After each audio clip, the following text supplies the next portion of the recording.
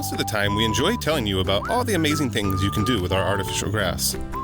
But we thought it prudent to also tell you about some of the things, all of which we've seen happen, that you should definitely not do.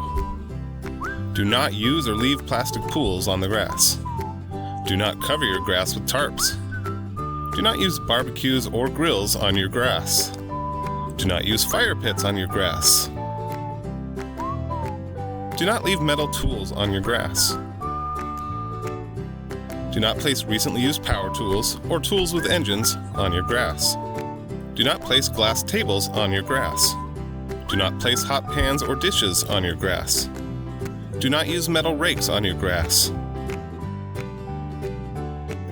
And do not set off fireworks in your grass. And finally, here's one thing you should do. Check for highly reflective surfaces, including metal flashing and low-E windows, before you install your grass.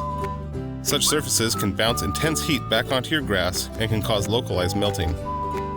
Got questions? Call, click, or visit. At Purchase Green, we're always happy, helpful, and happy to help.